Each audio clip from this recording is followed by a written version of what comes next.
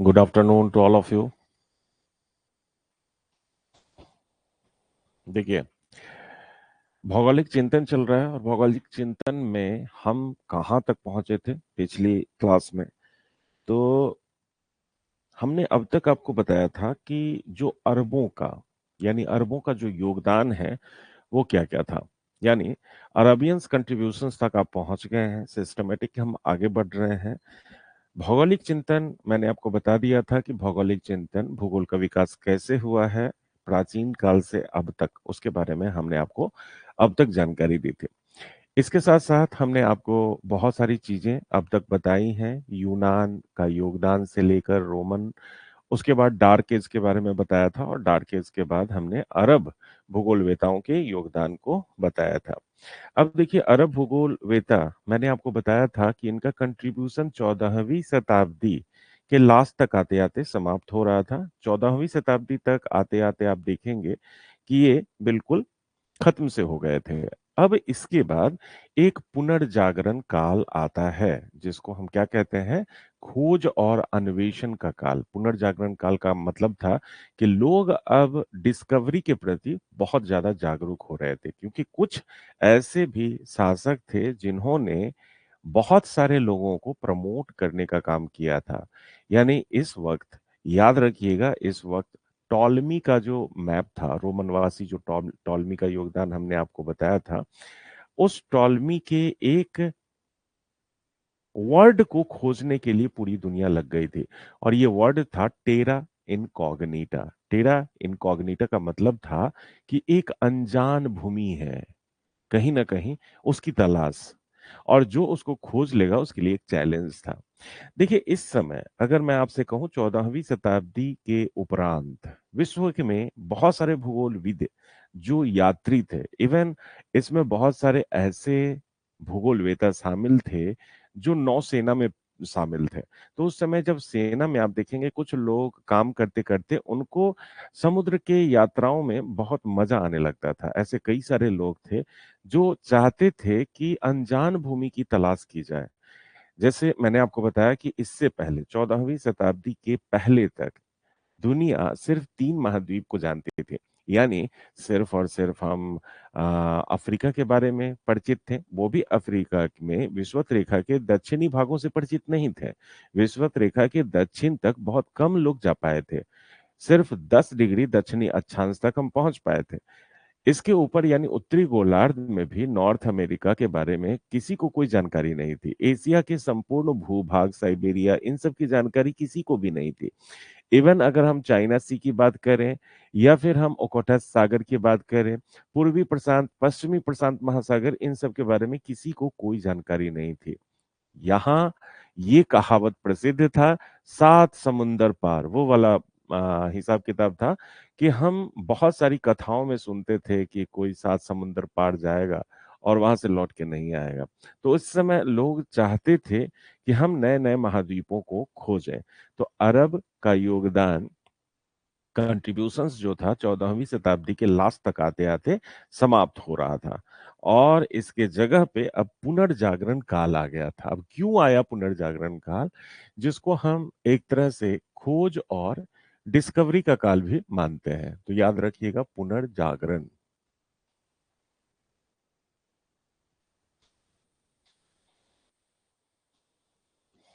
काल। तो इस अब हम खोज और अन्वेषण का काल इसको देंगे। खोज तथा अन्वेषण, अन्वेषण का काल।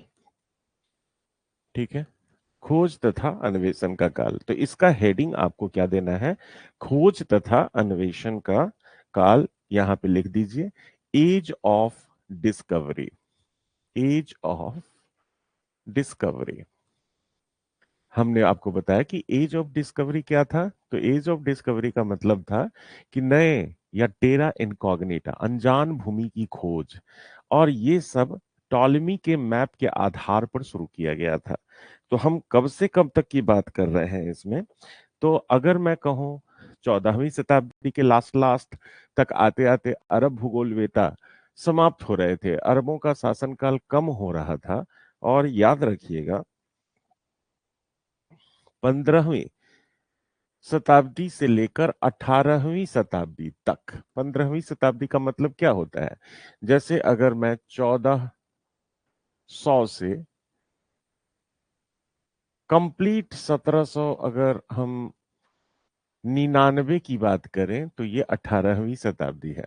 यानी 1400 से 1799 तक अगर हम बात करें तो ये क्या था, एक तरह का हम इसको मान सकते हैं कि पुनर्जागरण काल था। तो इसको हम किसका काल कह सकते हैं? क्योंकि नॉर्थ अमेरिका का तो खोजा नहीं गया था, तो यूरोप तथा अरब जगत का, याद रखिएगा, यूरोप और अरब जगत का पुनर्जागरण काल कहते हैं इसको। जगत का पुनर्जागरण काल, याद रखिएगा, इसको हम क्या कहते हैं? पुनर्जागरण काल।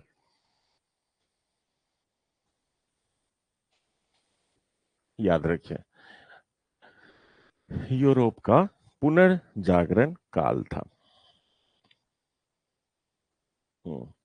अब मुझे बताइए, अगर मैं आपसे कहूं कि 14वीं शताब्दी के लास्ट तक आते आते अरब जो शासन था वो लगभग समाप्त हो गया था। और याद रखिएगा, हम्म,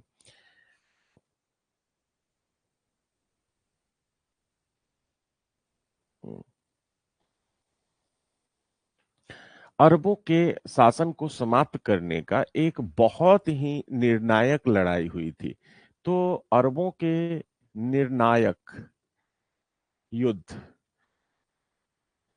निर्णायक युद्ध जिससे अरबों का साम्राज्य समाप्त हो गया, ये युद्ध था, याद रखिएगा, ये युद्ध था सियूटा का युद्ध। याद रखिएगा, सियूटा, सियूटा का युद्ध।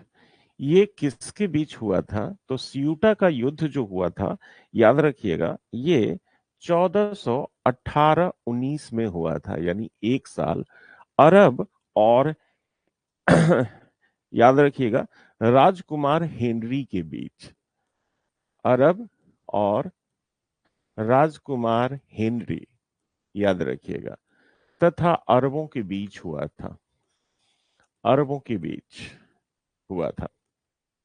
अब मैं आपको बताऊं कि सियूटा का युद्ध इसलिए बहुत ज्यादा फेमस है कि ये जो युद्ध हुआ, इससे क्या हुआ, राजकुमार हेनरी ने एक जिब्राल्टर जल संधि है वहां पे अधिकार कर लिया। देखिए, जिब्राल्टर जल संधि तो आप जानते ही होंगे, क्योंकि पहले आप जानते हैं अफ्रीका था, एशिया था, ये रीजन था। तो यहाँ पे क्या हुआ कि ये जिब्राल्टर जल संधि जो था उस समय का बहुत बड़ा केंद्र था, और सियूटा यहीं पे था। याद रखिएगा, सियूटा, सियूटा एक सिटी था, और इस पे कब्जा करने के लिए अरब और हेनरी, राजकुमार हेनरी के बीच में लड़ाई हुई थी। तो ये स्पेन है यहाँ पे, तो स्पेन में, और यहाँ ये जो सिटी था इसलिए बहुत ज्यादा इंपॉर्टेंट रखता है क्योंकि भूमध्य सागर होकर पहले क्या था, वाणिज्यिक रूट था। वाणिज्यिक रूट का मतलब था कि यहां से बहुत ज्यादा ट्रेड होता था, और ट्रेड होकर इस रास्ते, इस स्पेन इधर तक पहुंचता था, अफ्रीका के इस रास्ते यहां तक पहुंचता था। तो ये जो मार्ग था, इस पे अगर शासन हो जाएगा तो यूरोप का ये पश्चिमी तट जो खुल रहा था उस पे मैक्सिमम लोगों का अधिकार हो जाएगा। तो राजकुमार हेनरी और अरबों के बीच ये लड़ाई हुई, और राजकुमार हेनरी इसमें जीत गए। अब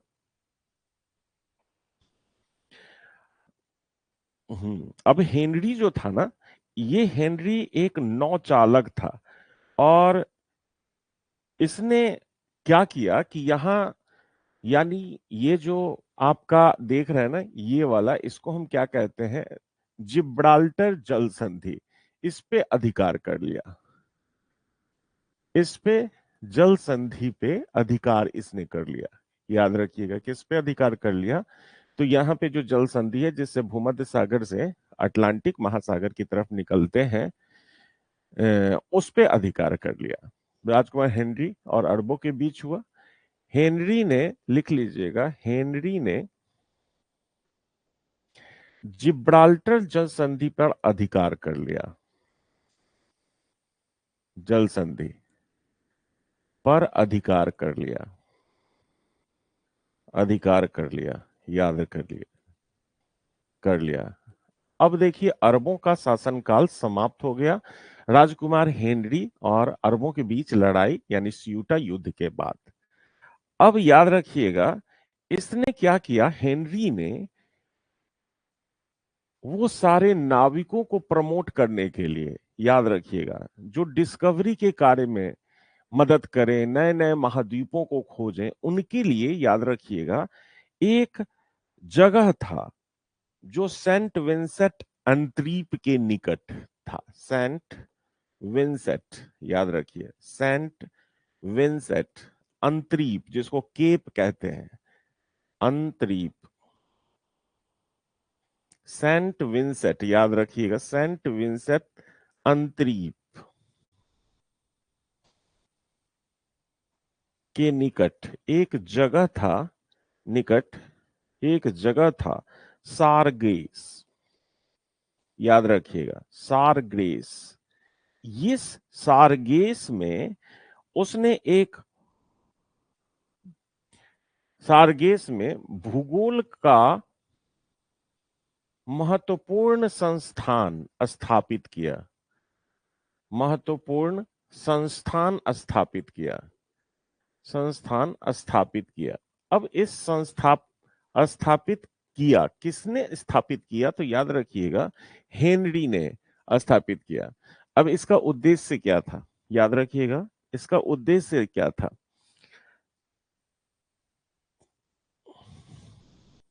अब देखिए ये जो सारगेस में भूगोल एक महत्वपूर्ण संस्थान का जो स्थापना किया गया, इसमें हेनरी ने उन सभी भूगोलविदों को बुलाया, जो मानचित्रकार थे उन सबको बुलाया, जो इतिहासकार थे उनको भी बुलाया, जो मानचित्र बनाने में बहुत सक्षम थे उसको भी बुलाया गया, और कहा गया कि आप सारे लोग नए नए द्वीपों और जो अभी तक अनजान भूमि है उन सबको खोजने में हमारी मदद करें। तो अब इससे क्या हुआ कि डिस्कवरी में बहुत ज्यादा मदद मिलने लगा। तो याद रखिएगा सियूटा की लड़ाई को डिस्कवरी का एक बहुत अहम युद्ध माना जाता है, जिसके बाद हेनरी जो थे, ये खास करके जॉर्ज पंचम, जॉर्ज फोर्थ थे, इन्होंने याद रखिएगा कि बहुत ज्यादा प्रमोशन दिया। किसको प्रमोशन दिया, तो याद रखिएगा मानचित्र कलाओं को या गणितज्ञों को, खगोल शास्त्रियों को, तो जो प्रोत्साहन दिया गया, महत्वपूर्ण संस्थान स्थापित किए गए, तथा हेनरी ने, यहां लिख लीजिए, तथा हेनरी ने भूगोलविदों, भूगोलविदों, गणितज्ञ, मानचित्रकार, गणितज्ञ, मानचित्रकार, मानचित्रकार, खगोलविद,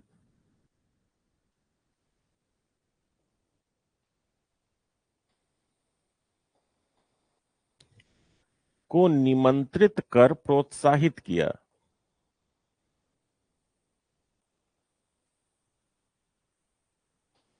निमंत्रित कर प्रोत्साहित किया, याद रखिएगा। थोड़ा सा मैं कहानी वे में भी आपको बता देता हूं ताकि आपके दिमाग में थोड़ा सा प्रवेश कर जाए। अब देखिए यहां पे निर्णायक युद्ध था, कौन सा युद्ध था, तो सियूटा का युद्ध, जिससे क्या हुआ, अरब का साम्राज्य मैक्सिमम पार्ट्स पे क्या था, यही तो जगह था, याद रखिएगा, यही तो पहले क्या था, यही मेन जगह था, मेन जगह यही हुआ करता था, यही दुनिया फैली हुई थी, बस ये दुनिया थी हमारी, यही दुनिया थी और यही फैली हुई थी, यहीं के लोग डिस्कवरी में लगे हुए थे, यहीं के लोग थोड़ा जागरूक थे, शिक्षा के प्रति, ज्ञान के प्रति, ज्ञान के प्रति लालसा थी। जैसे मैंने आपको कहा कि बहुत सारे अरब या भूगोलविद इस काम में आगे लगे हुए थे, लेकिन अरब के साम्राज्य के पतन के बाद यहाँ पुर्तगाल, स्पेनिश, डच ये सब हावी हो गए। और इसकी परिणाम स्वरूप हुआ क्या, जरा देखिए। इनके परिणाम स्वरूप क्या हुआ, तो हम आगे चलते हैं। इनके परिणाम स्वरूप यहां पे लिख लीजिए, प्रोत्साहन के परिणाम स्वरूप, प्रोत्साहन के परिणाम स्वरूप क्या हुआ, जरा देखिए। परिणाम स्वरूप क्या क्या हुआ, यहां पे देखिए। प्रोत्साहन के परिणाम स्वरूप किसने प्रोत्साहन दिया, तो हेनरी ने, राजकुमार हेनरी ने प्रोत्साहन दिया। प्रोत्साहन कैसे दिया, तो मैंने आपको बता दिया कि आ, कि सारग्रेस में, सेंट विंसेंट एंड ट्रीप के निकट सारगेस में एक स्थापना किया गया था भूगोल संस्थान का, और इसके थ्रू यहाँ प्रोत्साहन दिया जाने लगा। अब इस प्रोत्साहन के फलस्वरूप क्या क्या हुआ, तो देखिए क्या क्या हुआ। सबसे पहले आप जानते हैं Christopher Columbus, Christopher Columbus, Christopher Columbus, याद रखिएगा,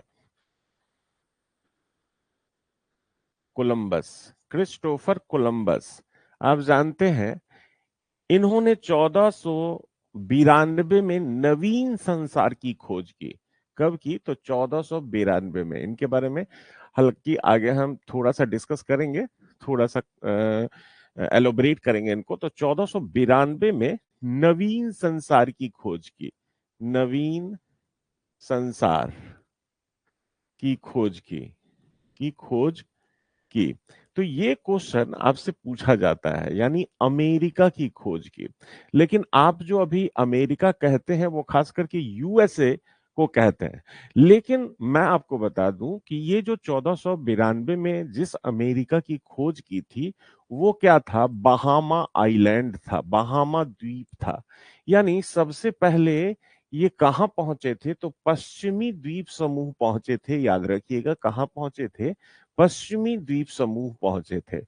याद रखिएगा, कहां पहुंचे थे, तो ये पश्चिमी द्वीप समूह पहुंचे थे। तो याद रखिएगा, ये क्वेश्चन आपसे इंपॉर्टेंट पूछा जाता है, तो ये याद रखिए, ये इंपॉर्टेंट है आपके एग्जाम के लिए। तो क्रिस्टोफर कोलंबस, पश्चिमी द्वीप समूह। उसके बाद कोलंबस के बाद आप जानते हैं,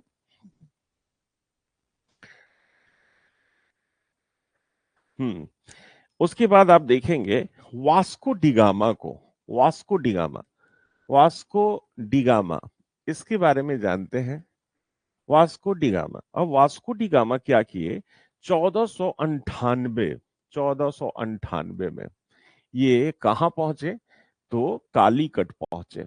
कालीकट कहाँ है, तो कालीकट ये कहाँ है, केरल में। कालीकट पहुंचे, यानी भारत की खोज, भारत की खोज। अब ऐसा नहीं था कि भारत में उस समय कोई नहीं रहता था, लेकिन अनजान था विश्व के लिए कि पहुंचा कैसे जाए। मसाला का द्वीप खोजने लोग निकलते थे। तो कालीकट कहाँ था, यहाँ था। तो ये मार्ग कौन सा था, तो आशा अंतरीप, जिसको हम केप ऑफ गुड होप कहते हैं, उधर से पहुंचे थे। यानी केप ऑफ गुड होप होकर ये पहुंचे थे। याद रखिएगा, किस किस होकर पहुंचे थे, तो केप ऑफ गुड होप होके। आगे हम और भी आपको विस्तृत इसको करेंगे। वास्को डिगामा, उसके बाद जरा देखिए, वास्को डिगामा के बाद जो फर्डिनेंड,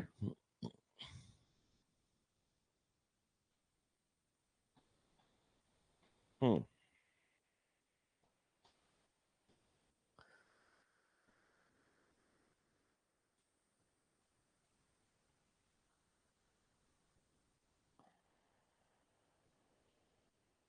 1 मिनट रुक जाइए।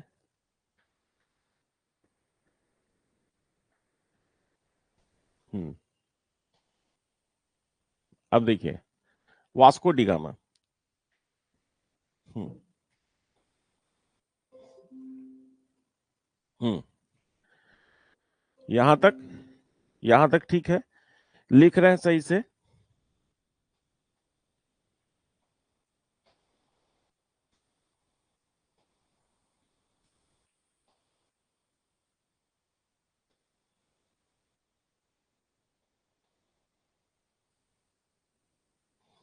हम्म। उसके बाद यहां तक ठीक है।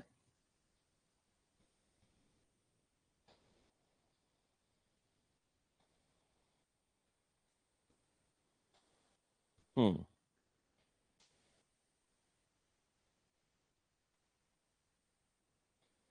कमलेश ठीक है यहां तक। अब देखिए, उसके बाद आप देखेंगे कि फर्डिनेंड मैजेलन का नाम जानते होंगे। फर्डिनेंड, फर्डिनेंड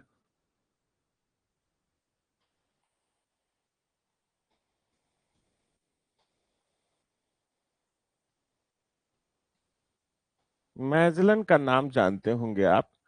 तो ये जो फर्डिनेंड मैजेलन है,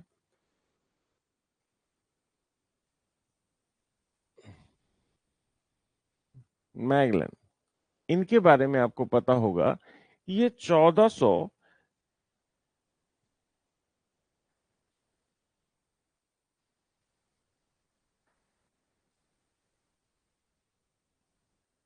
हम्म, 1 मिनट रुक जाइए।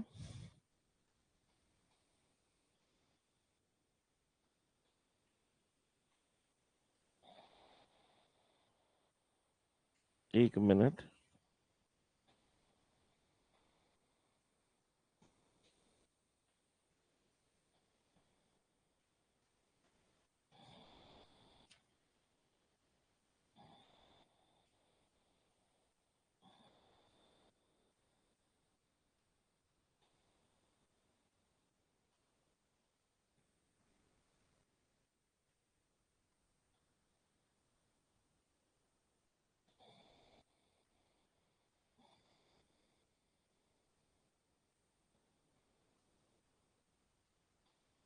हम्म।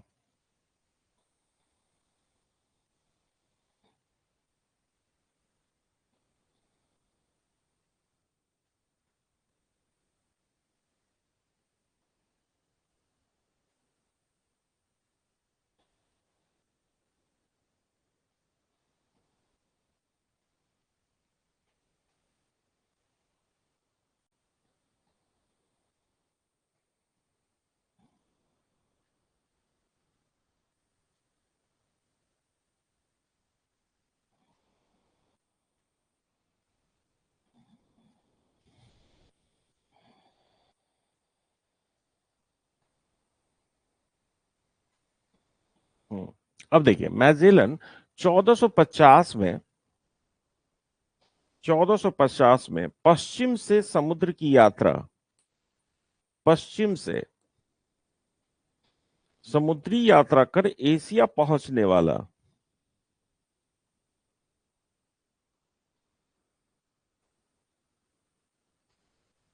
एशिया पहुंचने वाला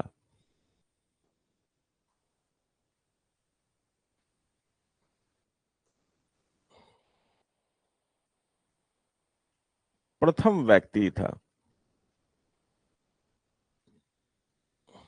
समझ गए? तो फर्डिनांड मैजेलन, इसी के नाम पे मैजेलन जल संधि भी है। समझ गए? इसके बाद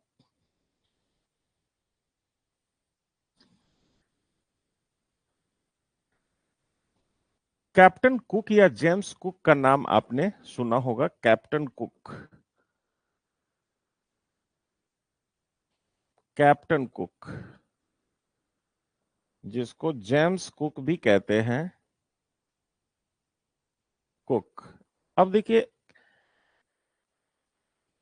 इन्होंने क्या किया था, 1768 से 1778 के बीच, यानी जो टॉलमी का टेरा इनकॉग्निटा, नाम सुना होगा आपने,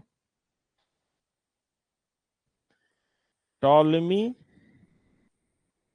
के टेरा इनकॉग्निटा,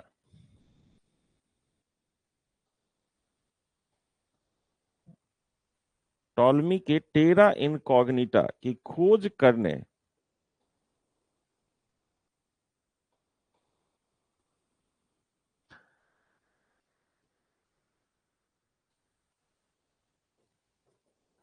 हिंद महासागर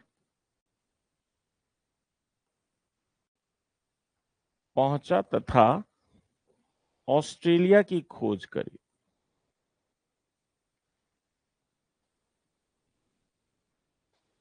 याद रखिएगा, ऑस्ट्रेलिया की खोज करी थी। तो आप देखेंगे इन सब में ये सब इंपॉर्टेंट है जो आपके एग्जाम में पूछे जाते हैं। ये भी याद रखिएगा इंपॉर्टेंट है, ये भी याद रखिएगा, ये भी इंपॉर्टेंट है, ये भी है जो इंपॉर्टेंट है, याद रखिएगा। ये सारा इंपॉर्टेंट है। तो यहां तक याद रखिएगा, यहां तक आप याद रखिएगा, इंपॉर्टेंट है सब।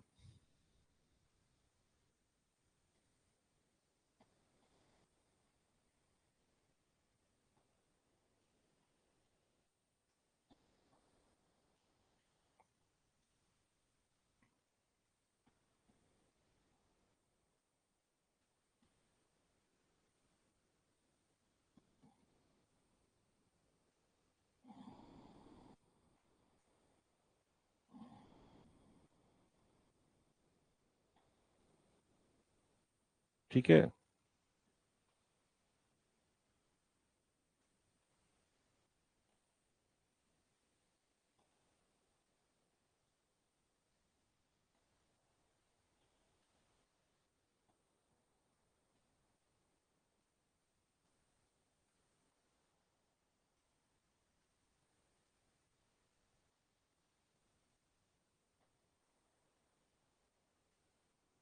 अब देखिए, अब क्या था, ये सब तो खोज हो गया, लेकिन मैंने आपको बताया था कि इन सब खोज जो हुआ था वो किसके मानचित्र के आधार पे लोग भटक रहे थे। तो ये टॉलमी के मानचित्र के आधार पर लोग भटक रहे थे, लेकिन टॉलमी का मानचित्र सबने क्या किया, नकार दिया। कहा कि उसके आधार पे अगर ये सारे लोगों को देखें तो सब भटक गए थे, और भटक भटक के इधर उधर जा रहे थे और खोज रहे थे नए नए द्वीपों को। तो इसके बाद मानचित्र सुधार कार्यक्रम शुरू हुआ। तो याद रखिएगा, इसके बाद क्या हुआ, मानचित्र पे काम हुआ। तो अब लिखिए, इन खोज के दौरान, यहां पे आप लिख दीजिएगा, इन खोज के दौरान, इन खोज और यात्राओं के दौरान, इन खोज तथा यात्राओं के दौरान, यात्राओं के दौरान टॉलमी के मानचित्र को, टॉलमी के मानचित्र को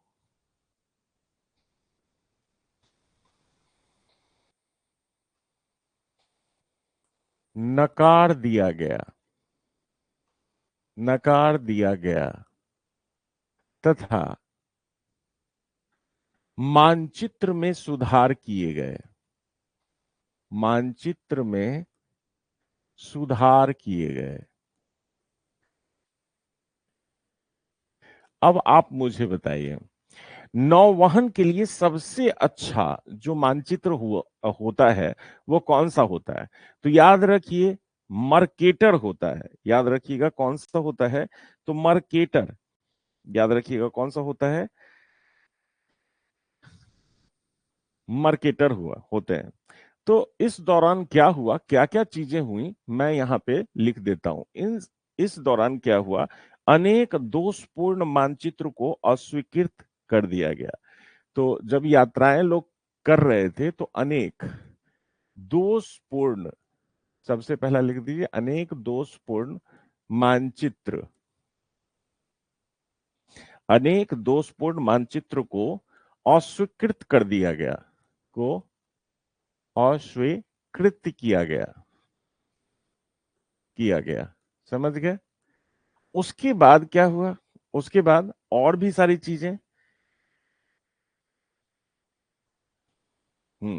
इससे पहले प्रशांत महासागर के बारे में लोग नहीं जानते थे। तो प्रशांत महासागर, प्रशांत महासागर, प्रशांत महासागर के किनारे को, किनारे को स्पष्ट किया गया, स्पष्ट किया गया। याद रखिए, इन सब डिस्कवरी के दौरान ये सब चीजें चल रही थी। उसके बाद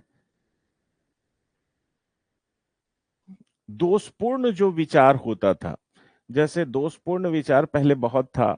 चीन के बारे में, लोग पूरब के बारे में कुछ भी बोला करते थे, सात समुंदर पार यहाँ ये है, तो मनगढ़ंत जो कहानी था उनको भी ये अस्वीकृत कर दिया गया। तो दोषपूर्ण विचार अस्वीकृत कर दिए गए, अस्वीकृत कर दिए गए, याद रखिएगा।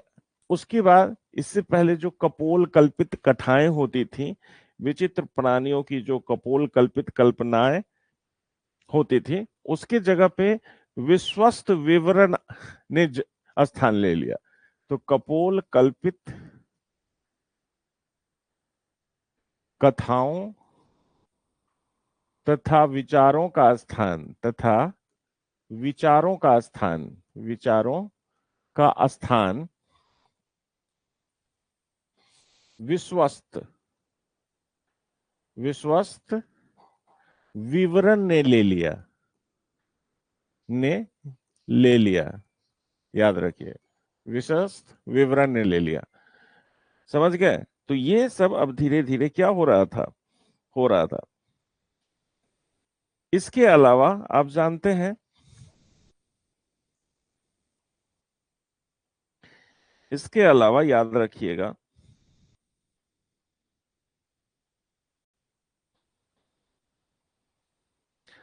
इसके अलावा इसी दौरान 1450 में, याद रखिएगा, छपाई मशीन का आविष्कार हो गया। छपाई मशीन, छपाई मशीन का आविष्कार हो गया। अब आप जानते हैं कि जब छपाई मशीन का आविष्कार हो गया, तो लोग पहले किस चीज पे लिखते थे? किसी भी चीज पे लिख देते थे, जमीन पे लिख देते थे, पेड़ के छाल पे लिख देते थे। कोई लिखने के लिए कुछ ऐसा तो था नहीं जिसको हम आगे बढ़ाएं। तो कहीं आप देखेंगे शिल्पकार कोई चीज पत्थर पे लिख के मर जाते थे। तो इन सब चीजों को हम पढ़ पढ़ के आगे बढ़ रहे थे, उनको जान रहे थे। लेकिन अब क्या हुआ, 1450 में छपाई मशीन का जब आविष्कार हो गया, तो लोग क्या कर रहे थे, मानचित्र को छाप देते थे और विश्व के कोने कोने में इन मानचित्र को भेजते थे। किताबें छप जाया करती थी, किन्हीं की लेख छप जाया करती थी, किन्हीं के विचार छप जाया करते थे। तो छपाई मशीन का जब आविष्कार हो गया, उसके बाद तो हमारा जो सूचना है बहुत दूर दूर तक फैलने लगा। आप समझ रहे हैं इस चीज को? तो हमारी जो सूचनाएं थी वो बहुत दूर दूर तक फैलना शुरू कर दी थी। अब लोग क्या कर रहे थे, बहुत सारी किताबों को अनुवाद भी कर रहे थे। जैसे अगर मैं आपसे कहूं कि मान लीजिए आपने फारसी में कुछ चीज लिखा हुआ है, लेकिन स्पेनिश वाले लोग या लैटिन वाले लोग तो इस चीज को जानते नहीं है। तो वो क्या करेंगे, उसको पढ़ के लैटिन भाषा में लिखना शुरू कर देंगे, उसको किताब बनाना शुरू कर देंगे। तो इस तरह से क्या हो रहा था, दुनिया आगे बढ़ रही थी, आप याद रखिएगा। ठीक है, इस तरह से दुनिया आगे बढ़ रही थी। अब इसके बाद हम्म हाँ, इसके बाद आप देखेंगे,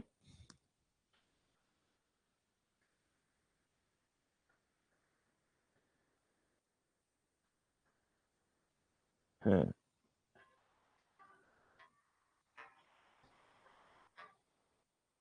इसी दौरान क्या हुआ,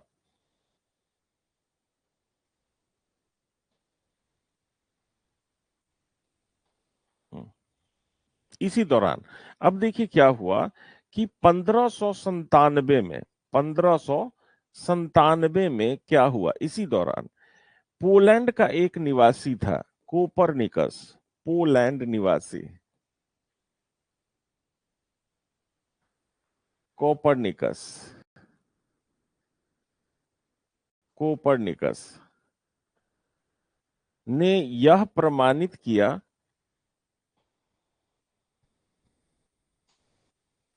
प्रमाणित किया, प्रमाणित किया कि सभी ग्रह सूर्य की परिक्रमा करते हैं।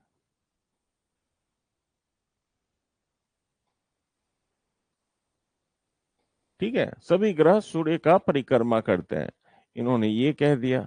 अब ये जो क्वेश्चन है ये बड़ा इंपॉर्टेंट है आपका, ये इंपॉर्टेंट है, याद रखिएगा। ये क्वेश्चन ये भी इंपॉर्टेंट है, याद रखिएगा, ये इंपॉर्टेंट है, याद रखिएगा। अब क्या हुआ, यानी 1597 के पहले, 16वीं शताब्दी आने के पहले, यानी 17वीं शताब्दी आने के पहले ये स्पष्ट हो गया कि कौन सी कल्पना है। तो अब हेलियोसेंट्रिक कॉन्सेप्ट आ गया। पहले जियोसेंट्रिक था। पहले लोग मानते थे कि सारे ग्रह पृथ्वी का चक्कर लगाते हैं, सूरज भी चक्कर लगाता है। लेकिन अब क्या होने लगा था, अब ये होने लगा था कि नहीं, अब ये, अब क्या हुआ धीरे धीरे, तो ये बात याद रखिएगा। हाँ, 1600, इसी तरह से 1618 में आप देखेंगे, आगे हम चलते हैं इसके बाद। 1618 देखिए, 1618 में एक व्यक्ति थे केपलर। केपलर ने यह साबित किया, केपलर, ग्रहों का संचरण, उनका कहना था कि जो ग्रहों का संचरण हो रहा है वो गोलाकार नहीं मंडलाकार है। केपलर ने यह साबित किया कि ग्रहों का जो पथ है, ग्रहों का पथ जो है, यानी उनका जो परिक्रमा पथ है, वह वृत्ताकार नहीं है, वृत्ताकार न होकर मंडलाकार है, यानी इलिप्टिकल है, मंडलाकार है, याद रखिए। ठीक है। अब जब इसके पहले जो कॉपरनिकस ने कहा था उसको सत्यापित कर दिया किसने, तो 1623 में, याद रखिएगा, किसने सत्यापित कर दिया, तो याद रखिएगा गैलीलियो ने। क्योंकि गैलीलियो ने टेलीस्कोप का आविष्कार किया और टेलीस्कोप के आने के बाद एस्ट्रोनॉमी के क्षेत्र में धूम मच गई। तो गैलीलियो ने ने यह प्रमाणित किया कि कॉपरनिकस कॉपरनिकस का सूर्य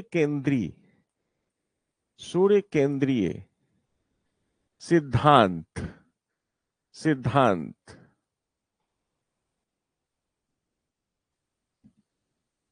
सही था, सही था, याद रखिएगा। तो 1623 में गैलीलियो ने भी समर्थन कर दिया किसका, तो याद रखिएगा उसका। उसके बाद 1686 में क्या हुआ, 1686 में न्यूटन, नाम तो सुना ही होंगे, न्यूटन ने गुरुत्वाकर्षण नियम दे दिया, गुरुत्वाकर्षण नियम दे दिया। अब इन सब घटना, यानी ये डिस्कवरी भी चल रहा था और इधर याद रखिए नए नए खोज भी हो रहे थे। तो न्यूटन ने गुरुत्वाकर्षण नियम दिया। तो ये सारे खोज एक तरह से पुनर्जागरण काल की तरफ ही इशारा करते हैं, याद रखिएगा, पुनर्जागरण काल की तरफ ही इशारा करते हैं। उसके अलावा आप देखेंगे कि इसी दौरान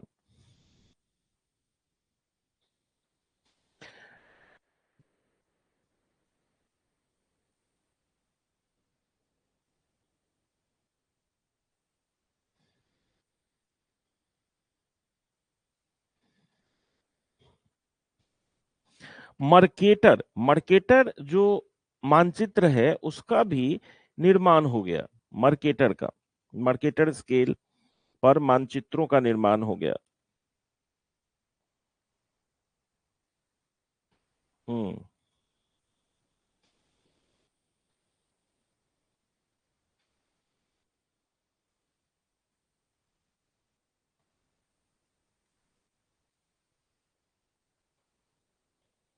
हम्म। तो मर्केटर जो स्केल है उसका भी इसी दौरान निर्माण किया गया, याद रखिएगा।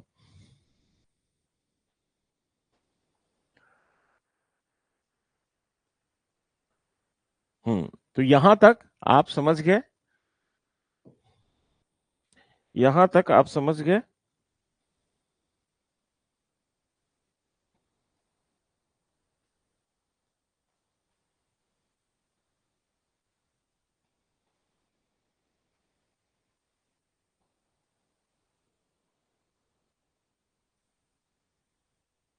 अब देखिए, खोज और यात्राएं कहां से शुरू होती हैं, इसको जरा देखते हैं। खोज और यात्राएं कहां से शुरू होती हैं, इसको जरा देखते हैं। सबसे पहले आप हेडिंग दीजिए, खोज और यात्राओं, खोज तथा यात्राओं की शुरुआत।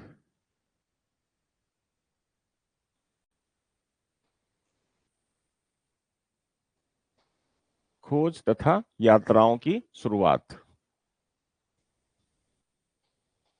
अब देखिए, खोज और यात्राओं में सबसे पहले अगर हम नाम लेंगे तो किसका नाम लेंगे, तो मार्को पोलो। याद रखिएगा, किसका नाम लेंगे, मार्को पोलो। अब मार्को पोलो के बारे में बहुत ज्यादा कुछ नहीं पूछा जाता है। हाँ, लेकिन मैं आपको बता दूं, जो इनका काल था 1254 से 1334 के बीच का काल, और इनको जाना जाता है पूरे एशिया। आप देख रहे हैं ना, इनका जो रूट मैप है, आप देखिए, इनका जो रूट मैप है ये देखिए। ये यहां से, यहाँ जो अकरा है, आज कहते हैं ना, जो तुर्की में अकरा है, वो पहले एकरे कहलाता था, आज अकरा कहलाता है। ये कहाँ पे था, तो आप देख रहे हैं ना, ये जो वाला पार्ट्स है मेडिटेरियन सी के तट पे, जेरूसलम के पास, यहाँ वो रहा करते थे। और विश्व के लगभग सभी देशों में जो एशिया वाला क्षेत्र था, वो गए हुए थे। तो याद रखिएगा, गए कैसे, तो स्थल होके गए थे। याद रखिएगा, चाइना के मैक्सिमम क्षेत्रों को घूमा था, स्थल होके गए थे। उसके बाद आप देखेंगे तिब्बत, जम्मू कश्मीर का भी उल्लेख मिलता है उनके लेखों में। तो जम्मू कश्मीर होते हुए, तिब्बत होते हुए, पूरा रेगिस्तान को पार करते हुए ये चीन के पूर्वी तट पे पहुंच गए थे। और यहां से ये पूरे इस रास्ते होते हुए, आप देख रहे हैं ना, ये जो यहाँ पे मलक्का स्टेट है, इसको पार करते हुए ये इंडिया में यहाँ पे आए थे, जहां पे अभी एडम्स ब्रिज है, यहाँ पे आए। और फिर ऐसे करके ये लौटे थे, यानी हॉर्मुज पोर्ट के पास आए थे, फिर ऐसे लौटे थे। अब इनका जो यात्रा वृत्तांत है, ये बहुत बड़ा है। याद रखिएगा, तो मार्को पोलो के बारे में बहुत ज्यादा कुछ नहीं पूछा जाता है, लेकिन इन्होंने एशिया के का विस्तृत अध्ययन किया था। इनका जो बुक है, इसमें सिर्फ लिख लीजिए, इन्होंने इन्होंने समस्त एशिया एशिया का की यात्रा वृत्तांत अपने लेख में स्पष्ट किया है, स्पष्ट किया है, तथा इसके बाद के भूगोलविदों के लिए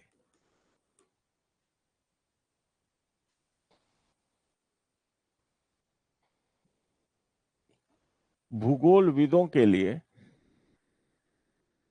पूर्वी एशिया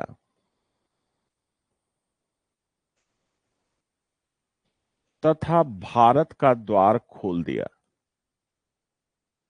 भारत का द्वार खोल दिया। तो ये लिख सकते हैं, क्योंकि इससे पहले किसी ने भी भारत का, या आप देखेंगे इससे पहले इस रूट का इस्तेमाल नहीं किया था। पूर्वी एशिया के इस रूट का, दक्षिण पूर्वी एशिया के इस रूट का इस्तेमाल नहीं किया था। तो जहाजों के लिए ये खुल गया, नाविकों के लिए ये रास्ता खुल गया था। अब इनकी बुक, जो किताब है, ये आपसे पूछी जाती है, याद रखिएगा, किताब ये पूछी जाती है, इसको याद रखिएगा, कौन सा किताब है, इंपॉर्टेंट है। हम्म इनका जो किताब है, द मिलियन, याद रखिएगा, द मिलियन नाम से ये किताब है, द मिलियन। ठीक है, बाद में इसको अंग्रेजी में अनुवाद किया गया, और इसी को कहा गया travel of Marco Polo, travels of Marco Polo. याद रखिएगा, इनको क्या कहा गया, ट्रेवल्स ऑफ मार्को पोलो। तो ये बुक था, तो पहला बुक क्या था, द मिलियन। याद रखिए, ये लिखा गया है, यहां पे मैं फिर से लिख देता हूं, ये है द मिलियन। याद रखिएगा, द मिलियन इनकी एक पहली बुक है, तो ये पहली है। दूसरी जो बुक है, याद रखिएगा, book of various enterprises, Hindi में ही लिख देता हूं, सॉरी इंग्लिश में ही, book of various, book of various enterprises, enterprises, book of various enterprises. याद रखिएगा, बुक ऑफ वेरियस इंटरप्राइजेस। तो दो किताब है, इसको आप याद रखिएगा। इसमें जो क्वेश्चन पूछा गया है मैं आपको बता देता हूं, द मिलियंस के बारे में। तो ये जो द मिलियन बुक है, इसको याद रखिएगा, ये एक बहुत ही इंपॉर्टेंट बुक है। याद रखिएगा, इंपॉर्टेंट बुक है। ठीक है, मार्को पोलो यहां तक आपने कर लिया, हो गया होगा यहां तक। ठीक है, अब आइए इसके आगे, खोज तथा यात्राओं की शुरुआत कहां से हम मान सकते हैं, तो मार्को पोलो से हम मान सकते हैं। मार्को पोलो,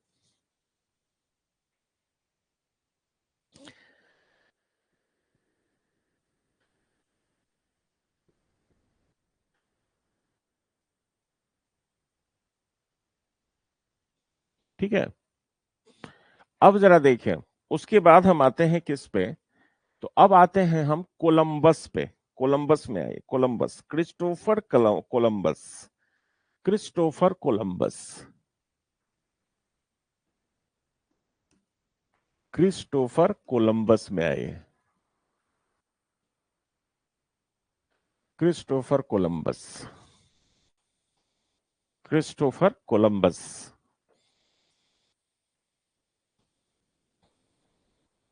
इनका जो टाइम पीरियड है 1451 से 1506 है, 1451 से 1506 के बीच, क्रिस्टोफर कोलंबस।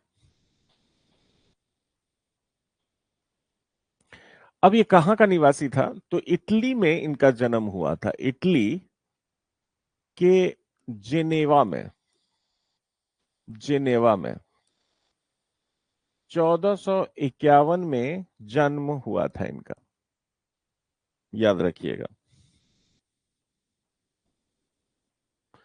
अब इनका जो यात्रा है, ये क्रिस्टोफर जो कोलंबस थे, ये आप जानते हैं कि अमेरिका की खोज इन्होंने करी थी। हम्म,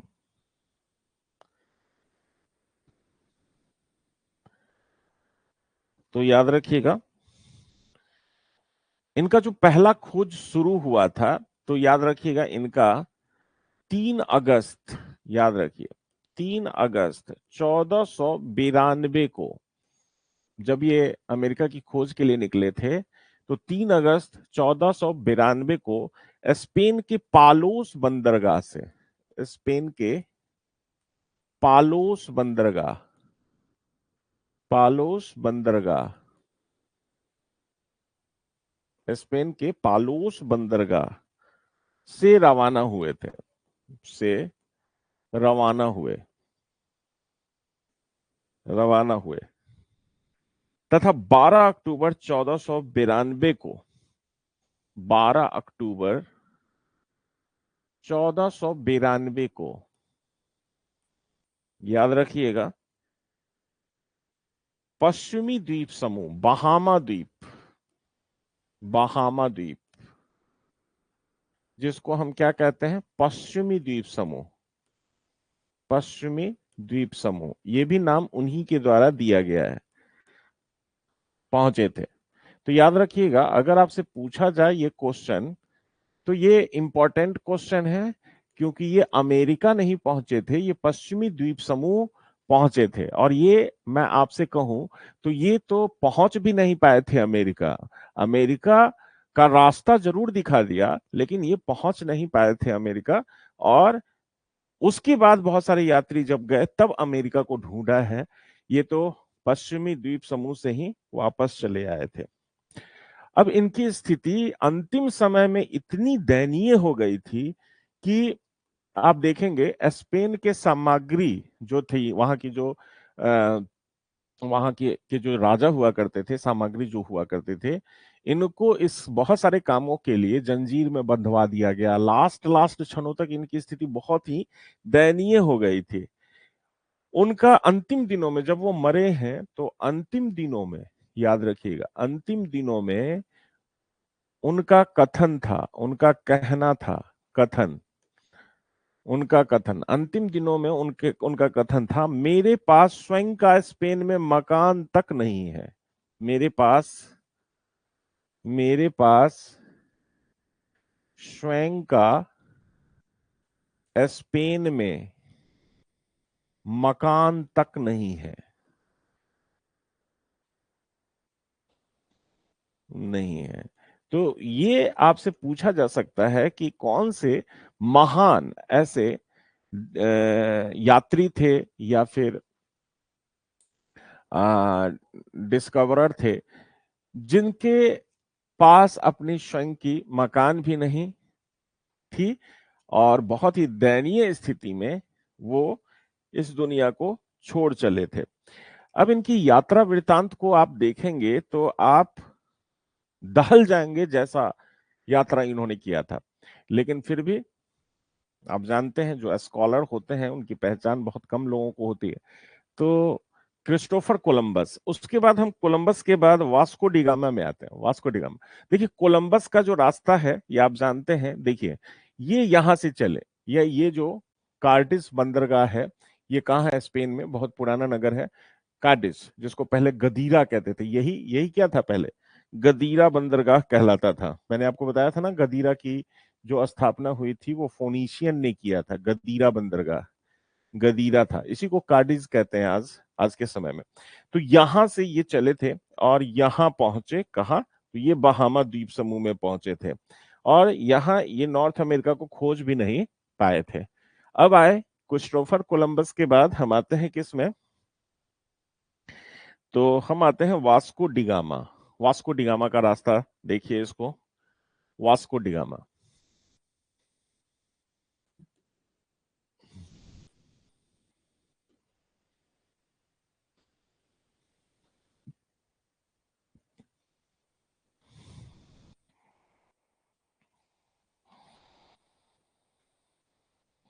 हम्म।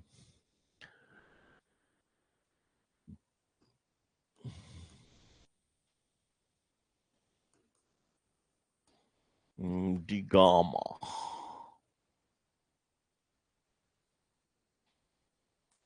1460, 1460 से लेकर 1524 के बीच की कहानी है।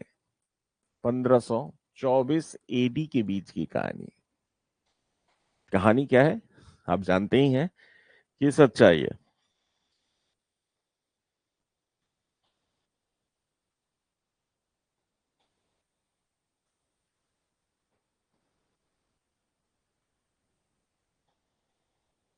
हम्म। तो ये जो थे ये सेना में थे, सेना में शामिल थे। और सेना में शामिल एक ऐसे व्यक्ति थे जिनको नौवहन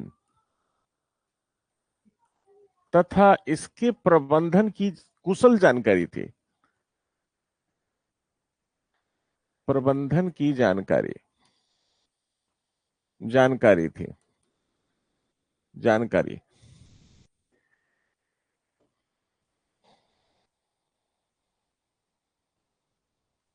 हम्म।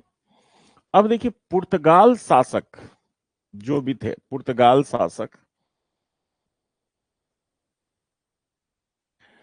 पुर्तगाल शासक ने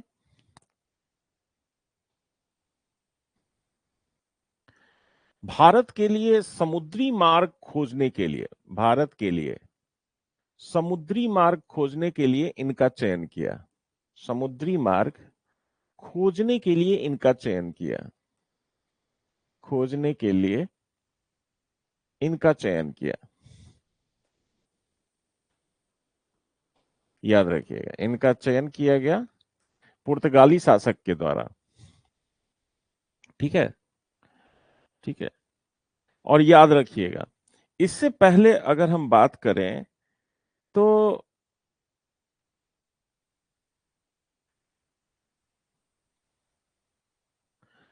इससे पहले अगर हम बात करें तो कोलंबस के बारे में कहा जाता है, वास्को डी गामा से पहले अगर हम बात करें तो कोलंबस के बारे में कहा जाता है कि बिना जमीन दिखे, जैसे आप समुद्र में जा रहे हैं तो समुद्र तो अथाह है, तो समुद्र में आप जहाज लेके जा रहे हैं बिना दिखे, याद रखिए 2400 मील की यात्रा कोलंबस ने की थी। याद रखिएगा 2400 माइल्स, किलोमीटर में तो आप देख लीजिए लगभग 2 मील के करीब होता है, यानी कितना मील होता है, तो एक मील लगभग 1.5 या 1.25 किलोमीटर के करीब होता है। अब आप देखेंगे कि 2400 मील की यात्रा कोलंबस ने की थी, लेकिन इनके बारे में कहा जाता है कि बिना किसी भूमि को देखे समुद्र में 4500 मील की यात्रा इन्होंने की थी, बिना रुके। बिना रुके का मतलब समझ रहे हैं ना, समुद्र में अगर आपको जमीन नहीं दिख रहा है और कहीं स्टे आप नहीं कर रहे हैं तो क्या स्थिति होगी। इन लोगों के यात्रा के वृतांत में आप देखेंगे कि इन लोगों का ये कहना था कहीं कहीं पे, तो ये लोग बिस्किट जो होता था बना के ले जाते थे घर से, वो बिस्किट में चींटियां लग जाती थी, कीड़े लग जाते थे, और इनका कहना था कि कीड़े इतने होते थे कि हम उसको दिन में नहीं खा सकते थे, देख के तो खा ही नहीं सकते, रात में उनको चबाते थे हम। इसके अलावा ये कहते थे कि एक टाइम ऐसा आया कि खाना बिल्कुल सबके लिए खत्म हो गया, तो जो चमड़ा का सामान हुआ करता था हम लोगों के पास, तो पहले ओरिजिनल लेदर मिलता था, जानवरों के चमड़े से लोग बैग बनाते थे या कुछ बनाते थे, आप देखेंगे उस चमड़े को धूप में सुखाते थे ये लोग, सुखा के थोड़ा नरम करते थे, नरम करने के बाद उसको चबाते थे। ऐसी स्थिति हो गई थी। इनके बहुत सारे सैनिक जो थे इनके सेना में शामिल, जो नौवहन के साथ चलते थे, डिप्रेशन का शिकार हो जाते थे, असुरक्षित विद्रोह की भावना जगा लेते थे, लास्ट में बहुत सारे लोग सुसाइड कर लेते थे, कुछ लोग विद्रोह पैदा कर लेते थे। तो ऐसी घटनाओं का जब आप यात्रा वृतांत देखेंगे तो दहल जाएंगे कि कैसे इन लोगों ने खोज करी रही होगी। अब जरा देखिए, समुद्री मार्ग को खोजने के लिए इनका चयन किया गया था, किनका, वास्को डी गामा का। और याद रखिएगा 1497 में भारत की खोज के लिए निकले थे।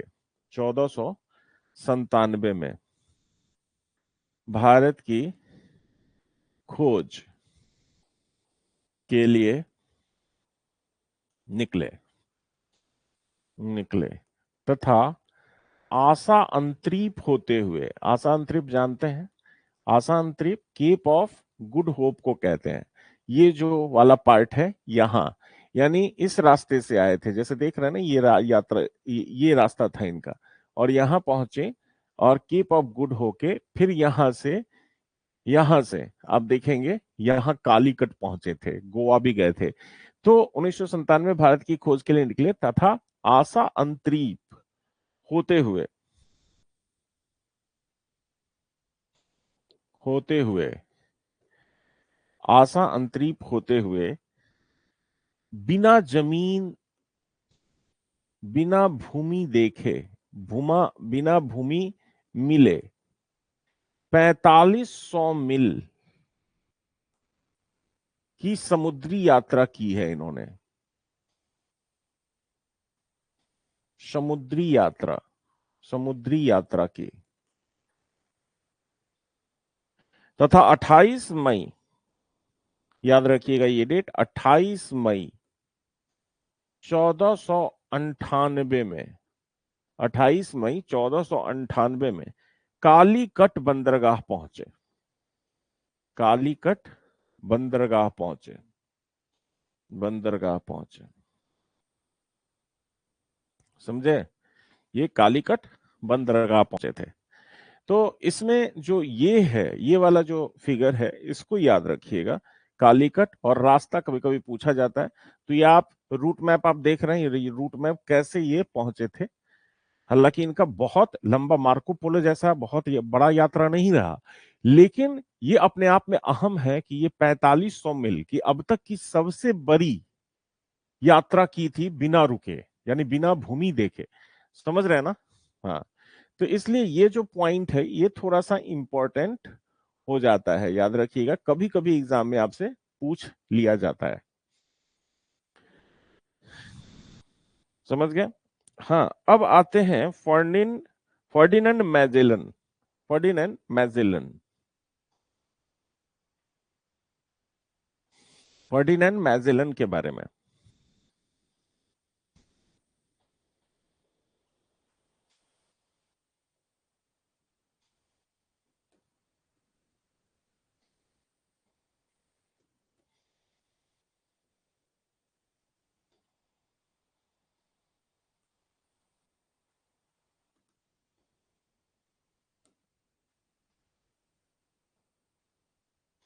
फर्डिनेंड मैजेलन, अब देखिए इनका भी यात्रा बहुत लंबा चौड़ा हुआ था। फर्डिनेंड 1480 से 1521 के बीच, 1480 से 1521 के बीच, याद रखिएगा।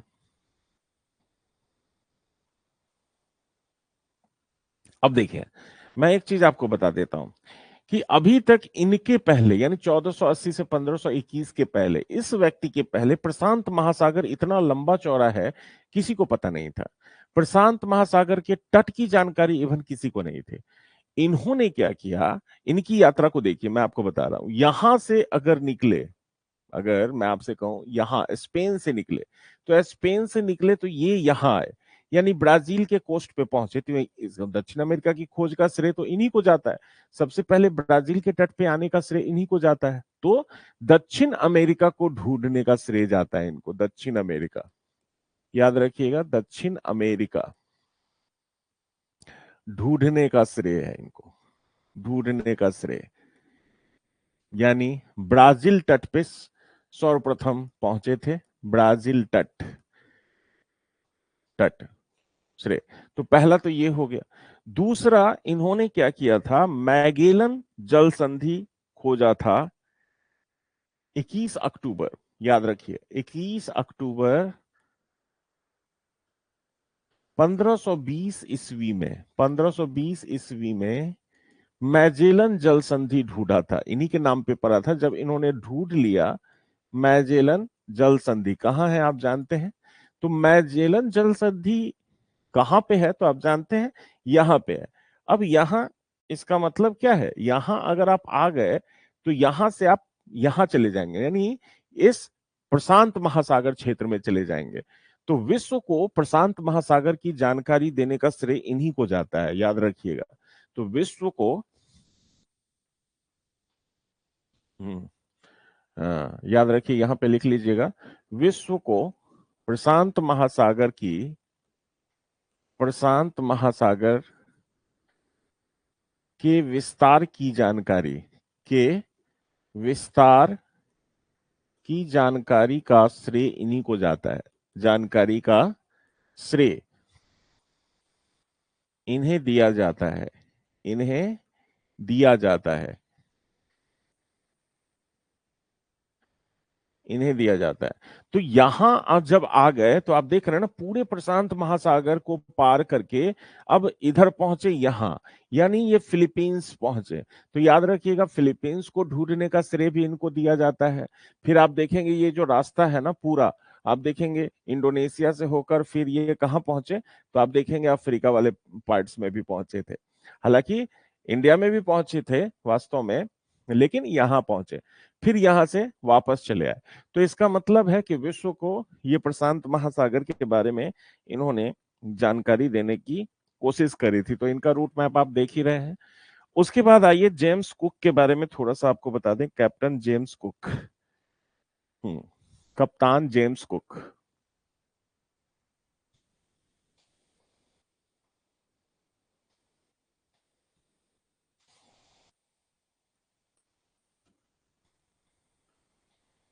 जेम्स कुक,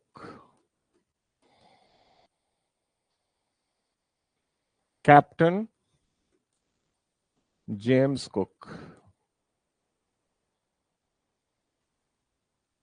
अब देखिए, जो कैप्टन जेम्स कुक थे, आप जानते हैं इनका जो जीवन काल है 1728 से 1779, 1728 से 1779, 79, समझे, इस बीच में।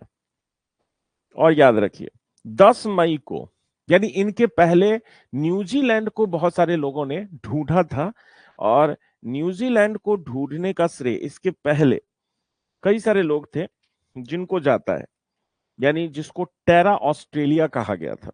याद रखिएगा, इसको क्या कहा गया था? टेरा ऑस्ट्रेलिया।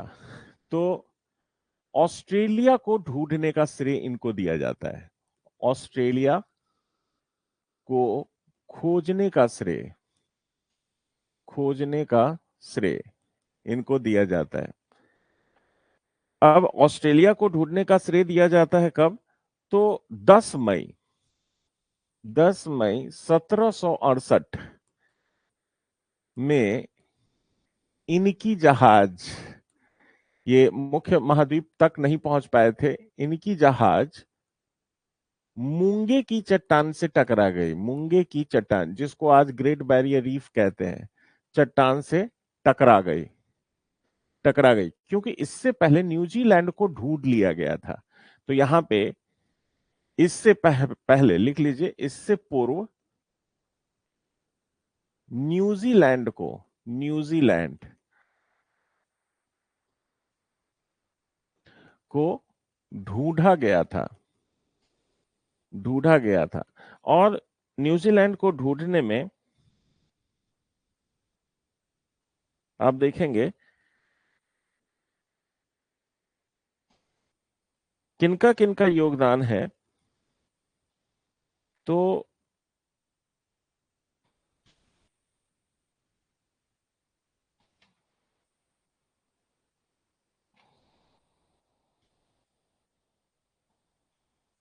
डैम्पियर ढूंढा गया था, किसके द्वारा? तो डैम्पियर के द्वारा। हालांकि डैम्पियर की जगह पे कैप्टन कुक का ही नाम आता है न्यूजीलैंड में भी। इससे पूर्व न्यूजीलैंड को ढूंढा गया था डैम्पियर द्वारा, डैम्पियर द्वारा। लेकिन ऑस्ट्रेलिया की खोज नहीं हुई थी, याद रखिएगा, ऑस्ट्रेलिया की खोज नहीं हुई थी। अब ऑस्ट्रेलिया को याद रखिएगा, इनको टेरा ऑस्ट्रेलिया भी कहते थे, टेरा ऑस्ट्रेलिया, टेरा ऑस्ट्रेलिया।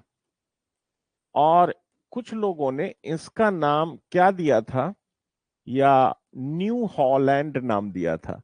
तो अगर आपसे ये भी क्वेश्चन पूछा जाए कि न्यू हॉलैंड क्या था, तो टॉलमी का जो टेरा कॉग्निटा था वो ऑस्ट्रेलिया के ही संदर्भ में प्रयोग किया जाता था, और उसी के आधार पे ये आगे बढ़े थे। तो याद रखिएगा इस चीज को।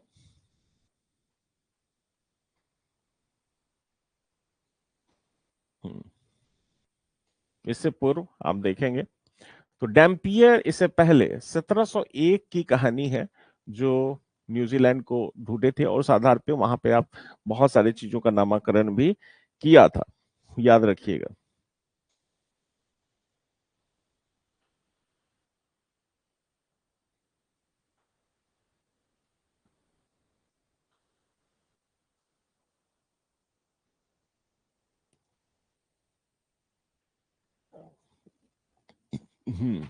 इसके बाद आप देखेंगे इन्होंने, यानी अंटार्कटिका को भी खोजने का प्रयास किया था। याद रखिएगा, इन्होंने क्या किया था? अंटार्कटिका को भी खोजने का प्रयास किया था। 1772 से 1775 के बीच अंटार्कटिका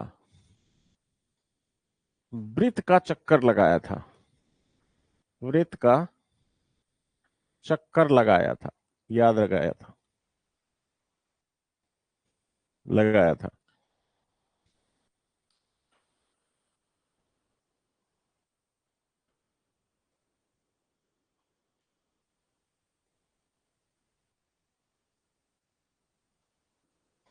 तथा न्यू जॉर्जिया, न्यू जॉर्जिया यहीं पे है, सोलोमन द्वीप, सोलोमन द्वीप, याद रखिएगा, इन सबको ढूंढा था। सोलोमन द्वीप, न्यू जॉर्जिया, इन सब की खोज की थी। याद रखिएगा, इन सब की ये खोज की थी। समझ गए? अब देखिए, यहां के बाद अगर खोज और अन्वेषण का काल अगर आप देखेंगे तो खोज और अन्वेषण के काल के बाद जो इन लोगों ने महाद्वीपों को खोजा, इसके बाद शुरुआत हो गई, छोटे छोटे द्वीप खोजे जाने लगे थे। जब उत्तर अमेरिका को खोजा गया तो आप देखेंगे उत्तर अमेरिका और दक्षिण अमेरिका, तो विश्व का एक नया मानचित्र सामने आ गया। मानचित्र में बहुत विकास होने लगा, उसको हम आगे जाके देखना शुरू करेंगे, वो सब फैक्ट के रूप में है। लेकिन एक तरह से आप समझ गए कि यात्रा वृत्तांत पुनर्जागरण काल में कैसे हुआ था। अब उसके बाद सबसे प्रथम जो ज्योग्राफर है, जो याद रखिएगा, हाँ, जो याद रखिएगा कि भूगोल के सिद्धांत में मदद करना शुरू किए, वो कौन थे? तो याद रखिएगा, उनका नाम था वारेनियस। वारेनियस इनका नाम था, याद रखिएगा क्या था नाम? वारेनियस। अब यहां से हम कल आपसे बात करेंगे कि वारेनियस जहां से भूगोल के विचार में समृद्धि आनी शुरू हो गई थी, जहां से वारेनियस के काल से हम मानेंगे वारेनियस एक पहले भूगोलवेता थे जिन्होंने मानव भूगोल और भौतिक भूगोल में अंतर को समझाना शुरू किया था, जिन्होंने सामान्य और विशिष्ट भूगोल के बारे में समझाना शुरू किया था, जिन्होंने क्रमबद्ध यानी एक क्रमबद्ध भूगोल और एक क्षेत्रीय भूगोल के बारे में बताना शुरू किया था। और यहां से भूगोल की परिभाषा और भी आधुनिक युग में स्पष्ट होने लगे थे। तो वारेनियस को देखेंगे, थोड़ा बहुत कांट पे हम चर्चा करेंगे, फिर हम चले जाएंगे आधुनिक भूगोल का प्रवेश जैसे हम्बोल्ट और रीटर के बारे में। तो अभी तक जो आप पढ़ रहे थे ये एंशियंट ज्योग्राफी के बारे में पढ़ रहे थे, यानी प्राचीन भूगोल के बारे में पढ़ रहे थे। अब आधुनिक भूगोल में जैसे ही आएंगे तो भूगोल की कई शाखाओं का विकास होगा, विचारधाराएं बनेंगी, द्वैतवाद का निर्माण होगा, ड्वेलिज्म का मतलब क्या होता है, इन सब को हम कल आपको बताने की कोशिश करेंगे। तो सिस्टमेटिक आप नोट्स बनाते रहिएगा। आगे हमारा उद्देश्य यही है कि सबका एक छोटा छोटा कॉन्साइज नोट्स आप बना लीजिए अपने विचार के हिसाब से। बाकी एक बार में हम आपके प्रिंटेड नोट्स को भी आपके एप्लीकेशंस में डलवाएंगे और वो प्रिंटेड नोट्स भी आपके साथ रहेगा ताकि आपको उलझन ज्यादा नहीं हो। तो उलझन वैसे भी नहीं होगा, आप इस तरह से चलते रहिए। तो आज की जो सभा है हम यही समाप्त करते हैं। नेक्स्ट क्लास में हम शुरू करेंगे वारेनियस और ड्वेलिज्म। ड्वेलिज्म का मतलब द्वैतवाद, विचारधारा। फिर आधुनिक भूगोल का निर्माण होगा। वहां के बाद जितने भी सारे ज्योग्राफर हैं, हम्बोल्ट हैं, रीटर हैं, उसके बाद हम देखेंगे जर्मन विचारधारा क्या कहती है, फ्रांसीसी विचारधारा क्या कहती है, उनसे जुड़े हुए संप्रदाय के लोग कौन कौन हैं, चर्चिल सैंपल के बारे में बात होगी। बहुत सारे लोग हैं उसमें, आप देखेंगे नियतिवाद, संभववाद, फिर आप देखेंगे विशिष्ट बनाम क्षेत्रीय भूगोल के बारे में चर्चा हम करेंगे, मानव भूगोल, भौतिक भूगोल के बारे में चर्चा करेंगे। तो भूगोल के पढ़ने और उसकी विचारधाराओं में जो क्लैश हुआ, समानांतर विचारधाराएं चलती रही, उसके बारे में हम जिक्र करेंगे। तो आज की सवाल यही समाप्त होता है। All the best, thank you very much.